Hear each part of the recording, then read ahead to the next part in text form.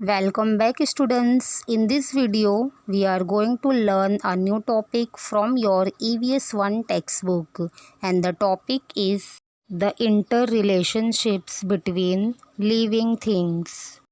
Let's see a riddle to solve.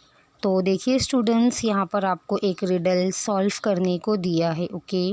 An age-old tree with a thick strong trunk gives deep dark shade from the scorching sun.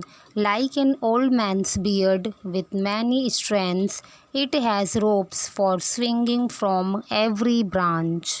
तो students, इस riddle में ये बताया गया है कि ऐसे काफ़ी एक पुराना ट्री होता है. ओके. जिसके ट्रंक जो है तो वो काफ़ी थिक और स्ट्रॉन्ग होती है. देखो आपको स्टूडेंट्स पिक्चर में भी दिया है कि ऐसा ट्री जिससे आपको काफ़ी डीप एंड डार्क शेडो मिलेगी. ओके. जिससे आपका धूप से भी बचाव हो सकता है. तो धूप से बचने के लिए आप इस ट्री के छाँव में आ सकते हो. तो जैसे कि ओल्ड मैन होते हैं तो उनकी बियर्ड स्टूडेंट्स कैसे होती है, तो उसके जैसे आपको इस ट्री के स्ट्रैंड्स भी दिखाई देंगे. ओके. तो इस तरीके से आपको स्विंग दिखेंगे जिसके ऊपर आप झूल भी सकते हो. रोप्स दिखेंगे जिसके ऊपर आप झूल सकते हो. तो ऐसा कौन से स्टूडेंट्स ट्री होता है?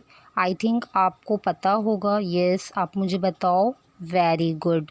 तो स्टूडेंट्स, बनियान ट्री ऐसा होता है जिन पर आपको रोप के जैसा दिखाई देगा. ओके.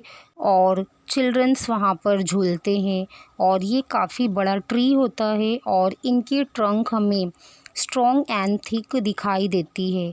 तो इस रिडल का स्टूडेंट्स आंसर क्या आएगा? बनियान ट्री आएगा. Okay. Which is this tree in the picture? तो स्टूडेंट्स, इसका आंसर क्या आएगा? बनियान ट्री आएगा. Okay. Can you tell plants in our surroundings are useful to us in different ways. The names of some plants are given below. For what purpose do we use their leaves?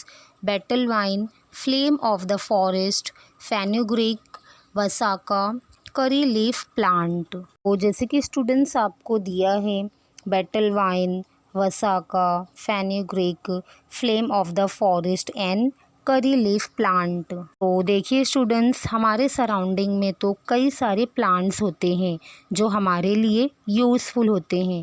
तो students, आपको यहाँ पर कुछ names दिए हुए हैं जिनमें आपको फेन्यूग्रीक, मेथी पता होगी. ओके.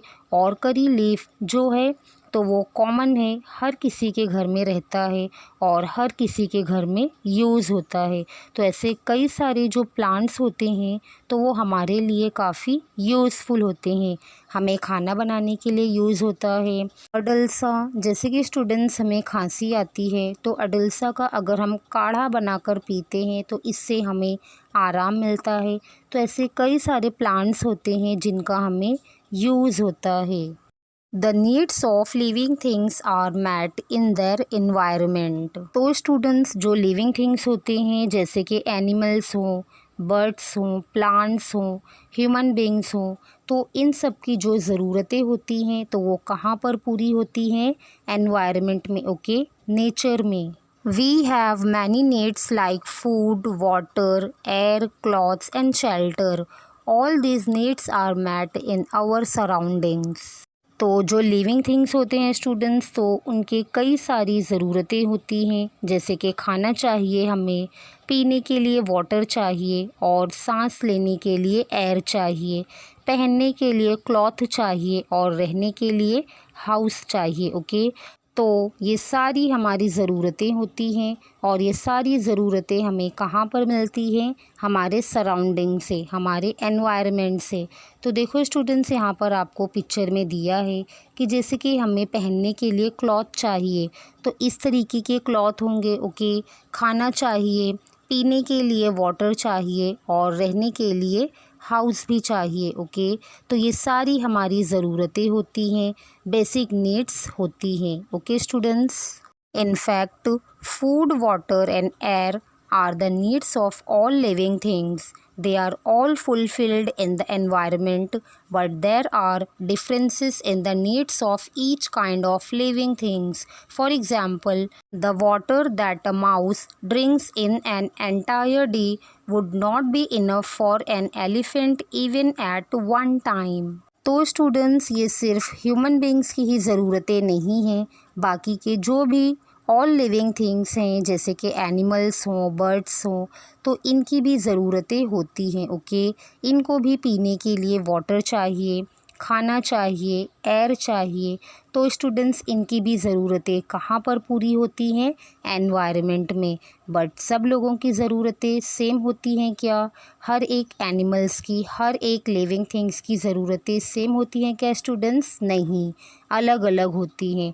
फॉर एग्ज़ाम्पल यहाँ पर आपको दिया है, अगर कोई माउस होता है, ओके, तो स्टूडेंट्स उसको दिन भर में जितना वाटर लगेगा, उसको दिन भर में जितना पानी लगेगा, तो उतने पानी में एलिफेंट की प्यास स्टूडेंट्स बुझेगी क्या? वन टाइम के लिए भी उसको इनफ होगा क्या वाटर? नहीं। माउस के लिए स्टूडेंट्स अगर हम एक छोटे से बाउल में वाटर रख देंगे तो उसे पूरे दिन के लिए हो जाएगा। ओके, बट एलिफेंट को एक ही टाइम में कितना सारा वाटर लगेगा, कितना सारा उसे पानी लगेगा। तो इस तरीके से हर एक लिविंग थिंग्स की अपनी अपनी ज़रूरतें अलग अलग होती हैं। जैसे कि ह्यूमन बींग्स को क्लॉथ चाहिए, तो सारे एनिमल्स क्या क्लॉथ्स पहनते हैं क्या? नहीं।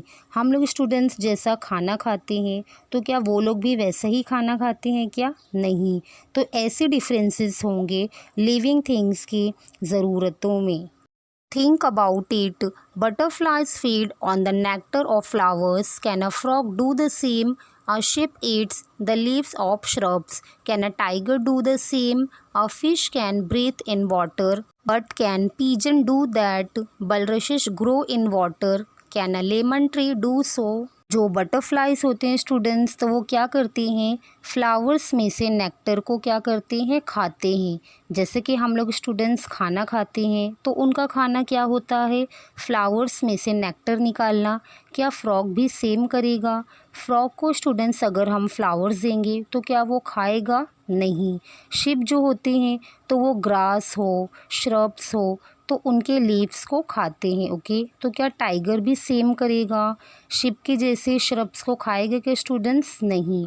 और जो फ़िश होती है तो सब कहाँ पर रहती हैं? पानी में रहती हैं, और वो पानी के अंदर ब्रीथिंग भी करते हैं। तो क्या अगर हम पिजन को पानी में डालेंगे तो क्या वो ज़िंदा रह पाएगा क्या? वो ब्रीथिंग कर पाएगा क्या पानी के अंदर? नहीं कर पाएगा। और बलरशिस जो होते हैं स्टूडेंट्स, तो वो पानी के अंदर ग्रो हो जाते हैं। तो क्या हम लेमन ट्री को पानी के अंदर ग्रो कर सकते हैं क्या? नहीं। तो स्टूडेंट्स इससे हमें यही पता चलता है कि हर एक लिविंग थिंग्स की, चाहे वो बर्ड्स हों, एनिमल्स हों, प्लांट्स हों, ह्यूमन बींग्स हों, हर एक की जो ज़रूरत होती है तो वो अलग अलग होती है। Okay, can you tell if fish leave the water will they be able to live on land? तो स्टूडेंट्स जो फ़िश वाटर में रहती है, जो फ़िश पानी में रहती है, तो इनको अगर हम निकाल कर ज़मीन के ऊपर लाएंगे तो क्या वो ज़िंदा रह पाएगी क्या? नहीं, बिकॉज़ वो पानी के बाहर स्टूडेंट्स वो ज़िंदा नहीं रह पाएगी। तो पानी उनके लिए काफ़ी इम्पॉर्टेंट होता है। Try this. Take two small boxes, label them box 1 and box 2. Fill them 3/4 with soil. Make the soil moist enough to sow seeds. ये स्टूडेंट्स यहाँ पर आपको पिक्चर में दिया है कि ऐसे ही आपको 2 बॉक्स लेना है। ओके, और उन्हें लेबल 1 और लेबल 2, तो इस तरीके से आपको 2 बॉक्स लेने हैं और उसमें आपको सॉइल डालना है एंड देन उसको मॉइस्ट रखना है वो सॉइल को, और उसमें आपको सीड्स लगाने हैं। सो 2 स्प्राउटेड मोथ मटकी सीड्स इन ईच बॉक्स। वो स्टूडेंट्स मटकी जो होती है, तो मटकी के सीड्स आपको दोनों बॉक्स में डालने हैं। Give 2 spoons of water to the soil of box 1 only once every day. Give 4 spoons of water to the other box 4 times a day. Do this for 6 days. तो देखिए स्टूडेंट्स यहाँ पर आपको कंडीशन क्या दी हुई है। 2 स्पून्स वाटर आप डालोगे किसको? जो लेबल 1, जो नंबर 1 का बॉक्स रहेगा, तो उसे सिर्फ 2 स्पून वाटर देना है। ओके, सिर्फ दिन में आपको एक बार 2 स्पून वाटर इस फर्स्ट वाले बॉक्स में डालना है। तो देखिए स्टूडेंट्स, सेकंड वाला जो बॉक्स है तो वहाँ पर आपको क्या करना है, 4 स्पून वाटर आपको देना है। और कितने टाइम्स, 4 टाइम्स। दिन में आपको 4 टाइम्स 4 स्पून वाटर आपको सेकंड वाले बॉक्स में डालना है। तो उसके बाद में आपको क्या देखने को मिलेगा, तो ये स्टूडेंट 6 डेज़ आपको कंटिन्यूसली करना है। ओके, फर्स्ट वाले में सिर्फ आपको डेली 2 स्पून वाटर डालना है और सेकंड वाले में 4 स्पून वाटर दिन में 4 टाइम आपको डालना है। ओके, तो इसके बाद क्या होगा, 6 डेज़ के बाद अगर आप देखोगे, what will you see? The plants in box 1 are growing well, but the plants in box 2 have begun to rot. तो देखिए स्टूडेंट्स, फर्स्ट वाला जो बॉक्स रहेगा इसमें आपने जो मटकी के सीड्स डाले हैं तो उसकी ग्रोथ जो है तो वो अच्छे से दिखाई देगी। ओके, बट जो सेकंड वाला बॉक्स है तो इसमें मटकी के जो स्मॉल से प्लांट्स आए हैं तो ये रॉट मीन्स सड़ने लगेंगे। What does this tell us? Plants that are not aquatic plants cannot grow in marshy areas. तो स्टूडेंट्स, जो एक्वेटिक प्लांट्स नहीं हैं मीन्स ज़्यादा वाटर में जो ग्रो होने वाले जो प्लांट्स नहीं हैं, तो ऐसे प्लांट्स को अगर आप ज़्यादा वाटर दोगे, आप ज़्यादा पानी दोगे तो वो ग्रो नहीं हो पाएंगे। और मार्शी एरियाज़ मीन्स क्या, जो कीचड़ और पानी होता है, सॉइल एंड वाटर को मिक्स करने के बाद जैसे रीजन हो जाता है कीचड़ वाला तो उन्हें मार्शी एरियाज़ कहा जाता है। तो वाटर में ग्रो होने वाले प्लांट्स को हम मार्शी एरियाज़ में नहीं लगा सकते हैं और मार्शी एरियाज़ के या फिर जो सॉइल पर आने वाले प्लांट्स होंगे तो उन्हें हम वाटर के अंदर ग्रो नहीं कर सकते हैं। If they get more water then they need they rot. तो स्टूडेंट्स, अगर हम ज़रूरत से ज़्यादा वाटर डाल देंगे, अगर हम ज़रूरत से ज़्यादा पानी डाल देंगे, रॉट मीन्स सड़ जाएंगे, जैसे कि हमने सेकंड वाला बॉक्स देखा है। आई होप स्टूडेंट्स के आपको ये समझ में आया होगा। तो आप हमारे चैनल को सब्सक्राइब करें, लाइक करें और अपने दोस्तों के साथ शेयर करें। Good bye.